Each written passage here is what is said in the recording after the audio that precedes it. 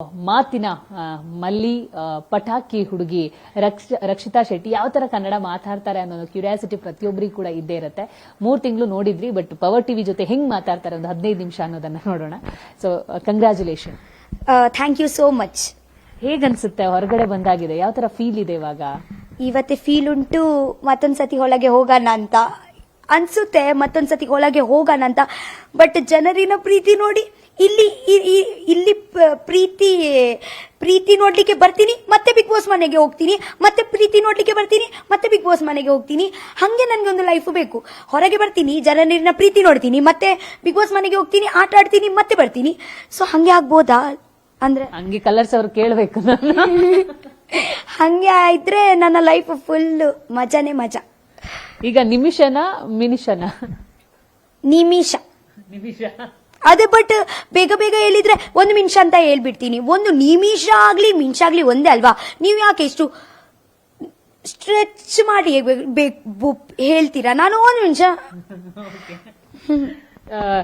ರಕ್ಷಿತಾನ ತುಂಬಾ ಜನ ಹಚ್ಕೊಂಡಿರೋದಕ್ಕೆ ಕಾರಣ ಇದ್ದದನ್ನ ಇದ್ದ ತರ ಮಾತಾಡ್ತಾರೆ. ಸೊ ಮಾತಾಡ್ಬೇಕಾದ್ರೆ ಅದೇನು ಫೀಲ್ ಆಗುತ್ತೆ ಅದನ್ನೇ ಹೇಳ್ತಾ ಇರುವಂತದ್ದು ಅಂತ ಪ್ರತಿಯೊಬ್ರು ಕೂಡ ಹೇಳ್ತಾರೆ. ಸೊ ರಕ್ಷಿತಾಗ ಅನ್ಸಿದ್ಯಾ ರಕ್ಷಿತಾ ಇರೋದೇ ಹಿಂಗೆ ಅಂತ?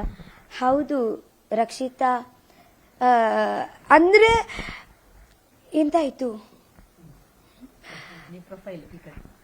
ನಾನು ಬಿದ್ದು ಹೋಗ್ತೀನಿ.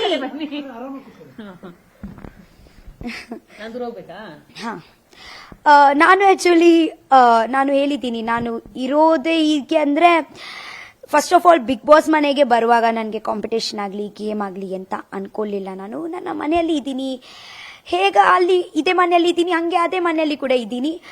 ಜಸ್ಟ್ ಹೇಗೆ ಇದ್ದೀನಿ ಹಂಗೇನೆ ಜೀವಿಸ್ತಾ ಇದ್ದೀವಿ ಅಷ್ಟೇ. ನಿಮ್ಗೆ ಹೆಂಗೆ ಆಫರ್ ಸಿಕ್ಕಿದ್ದು? ಫಸ್ಟ್ ಬಿಗ್ ಬಾಸ್ಗೆ ಬನ್ನಿ ಅಂದಾಗ ಏನಾದ್ರು ಕನ್ಫ್ಯೂಷನ್ ಇತ್ತಾ? ಕನ್ಫ್ಯೂಷನ್ ಅಂದ್ರೆ ನನಗೆ ಫಸ್ಟ್ ಶಾಕ್ ಆಯ್ತು. ನನ್ಗೆ ಬಿಗ್ ಬಾಸಾ?